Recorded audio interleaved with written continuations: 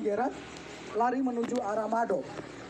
Sampai di Mado, dokter sendiri dihadang, kemudian dipukuli dengan besi, kemudian digiring ke jurang dan langsung ditendang ke arah jurang.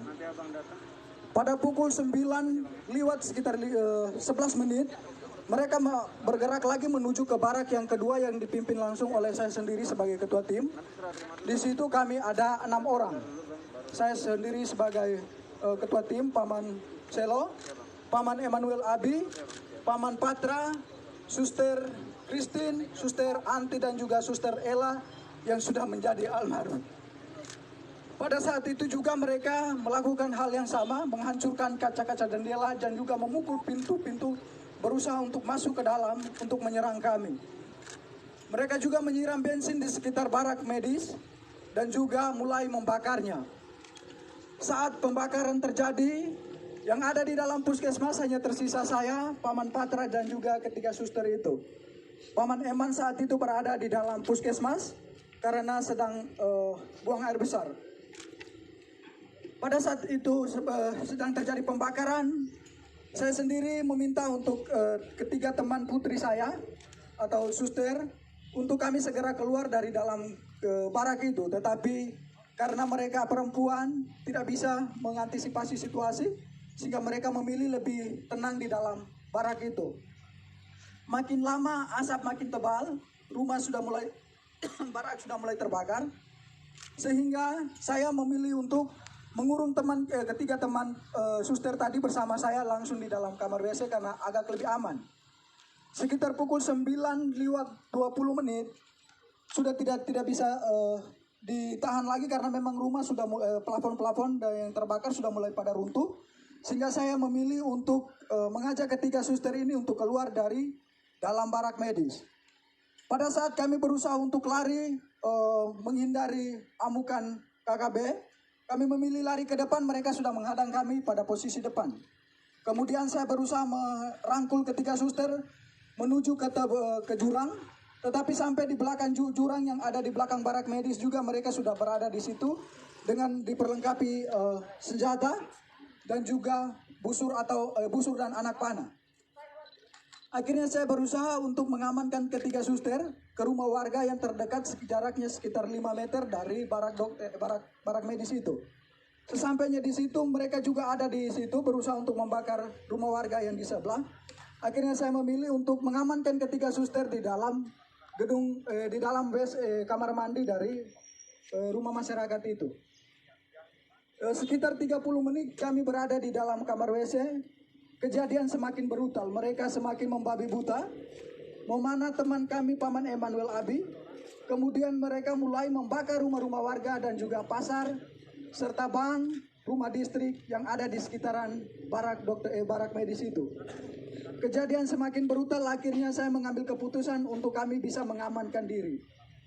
Dalam hitungan detik saja, saya sebagai laki-laki mengamankan 3 orang perempuan pastinya tidak bisa karena mereka mengejar kami dengan senjata dan juga busur dan anak panah. Tidak ada jalan lagi, kami memilih lari ke depan, mereka sudah menghadang ke samping kiri kanan dan juga mereka sudah menghadang semua.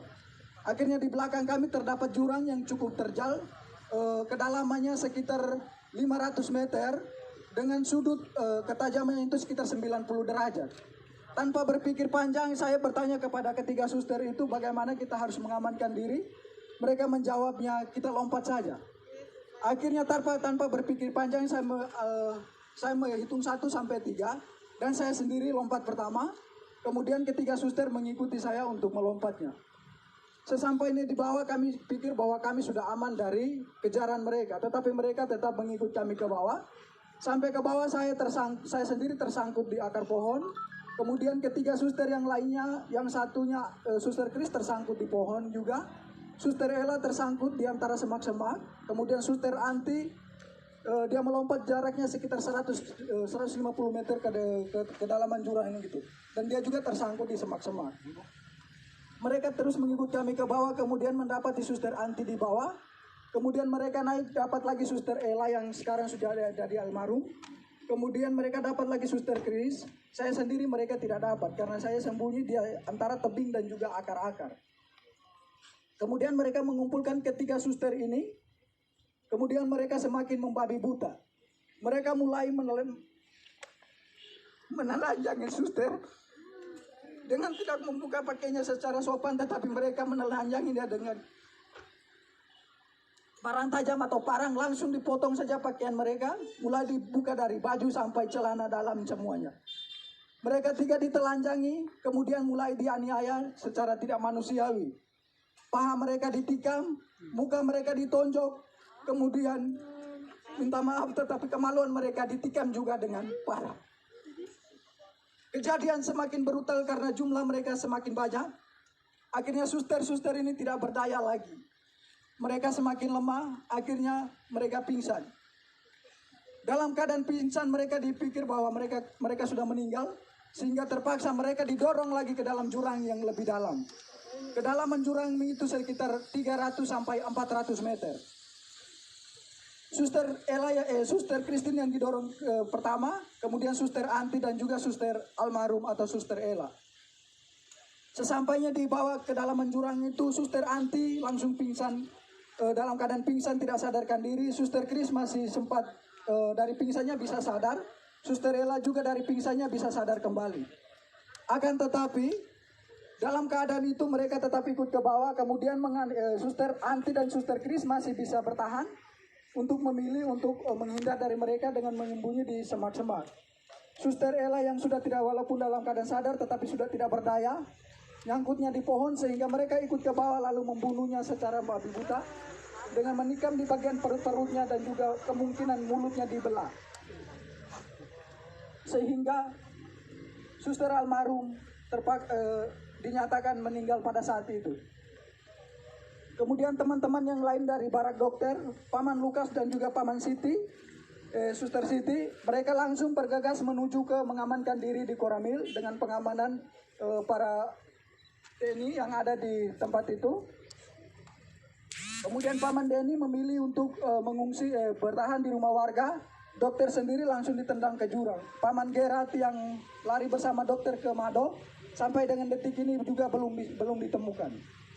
Suster Ella yang menjadi almarhum sudah ditemukan 2 hari yang lalu, sekitar pukul 17:30 kami berhasil menemukan dia bersama Suster Chris.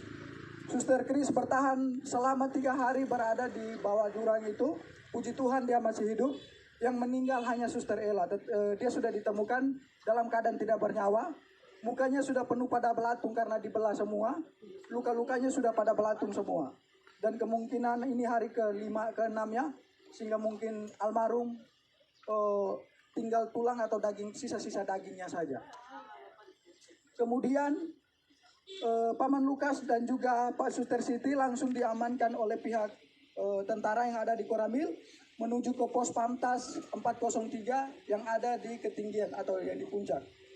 Kemudian Paman Denny juga dari rumah warga bergegas menuju ke Koramil mengamankan diri di pos Pamtas bersama dengan pihak dari Koramil juga. Dokter sendiri bertahan selama berada di jurang dari pukul 9 lewat sampai sekitar pukul 9 malam. Baru dokter dari jurang menuju ke arah pos Pamtas 403. Saya, Paman Eman, dan juga Paman Patra bersama Suster Anti dan juga Suster Chris masih tetap berada di dalam jurang. Pada pukul 5 sore saya sendiri berusaha, karena melihat situasi sudah aman, saya berusaha keluar dari semak-semak. Kemudian berlari menuju ke Koramil. Sesampainya di Koramil tidak ada petugas karena petugas semua sudah diarahkan ke pos Pamtas. Sehingga saya memilih mengamankan diri di salah satu rumah warga yang ada di sekitaran Koramil itu. Paman Patra tetap memilih dan juga Paman Eman tetap memilih bertahan di jurang bersama dua suster, tetapi posisinya terpisah.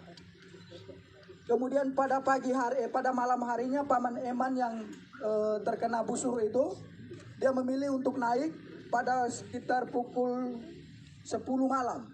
Kemudian dia berusaha tidur di bawah kolom rumah warga yang ada di sekitaran jurang itu. Paman Patra tetap bertahan. Kemudian pada pagi harinya sekitar pukul 6, Paman Eman bergegas menuju ke Koramil untuk meminta perlindungan. Begitu juga Paman Patra. Sehingga pada sekitar pukul 7 kami 3 bertemu di Koramil dalam keadaan selamat. Suster Anti dan Suster Kris masih tetap bertahan di jurang. Suster Anti keluar dari jurang sekitar pukul 10 malam dengan kondisi saat itu hujan deras. Dalam keadaan telanjang, dia dari jurang menuju ke Polsek Kiwirok. Sesampainya di Polsek Kiwirok tidak ada petugas karena memang petugas semua sudah pada ngungsi sudah pada diamankan ke pos Pamtas itu. Mereka bertugasnya di situ. Kemudian Suster Anti memilih untuk bertahan di pos, tetapi karena takut dengan situasi, dia berusaha keluar dari pos lalu kembali bersembunyi di semak-semak.